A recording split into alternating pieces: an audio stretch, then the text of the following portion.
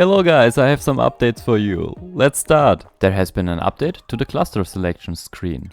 On the right you can now see all the attributes that you can expect from the respective asteroid. The radiation difficulty is now also adjustable in the game settings. And if you select sandbox mode, you can expect a new tool. We now have the happy tool, where we can make our duplicants as happy or sad as we want. Check out Lindsay.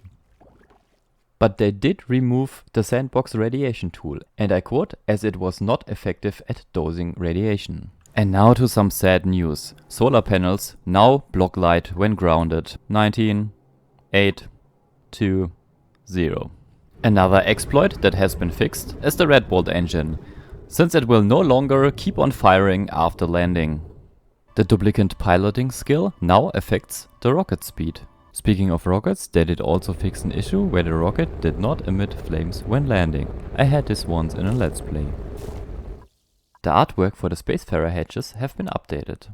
And the rocket icons now represent the modules that you build on the planetoids. There have been more changes to the icon in the user interface. You can now see on which planetoid each duplicant is by looking at the symbol right next to it. Even if you go to the schedule, you see the tiny little icons right next to the duplicants. A lot of the planetoid icons have been changed. And while we are here in space, this point of interest should now show when the artifacts will respawn. At the moment they are available, so we can't see a number here. There's also a new head for the exosuit training skill.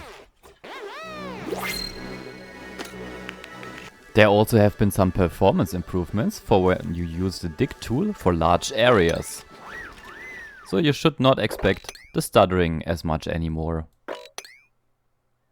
The update notes also state that they optimized the farm diagnostics, meaning save files with a lot of farm tiles should see significant gains. Those supply teleporter buildings that the duplicants never want to activate do now have a priority that you can set. The same change applies to the construction errands, which you now can prioritize, like this. Same goes for the attack errand.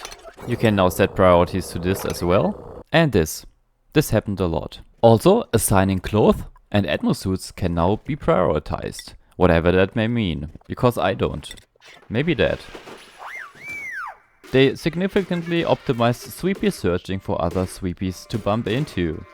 Which means, do they hit each other more often or less often? Dupes got a little bit smarter and try not to idle around in high radiation areas. And if a duplicant now does get radiation sickness, it will show up in the vitals screen, right here. They have also increased the rate that radiation kills food poisoning and slime lung germs. Interplanetary launcher has also been simplified and only needs around 10 red bolts per hexagon.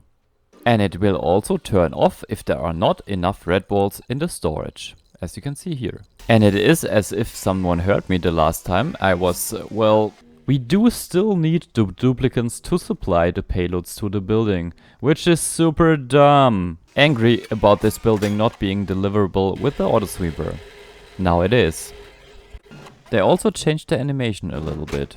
And these things now have a storage that can hold more than one.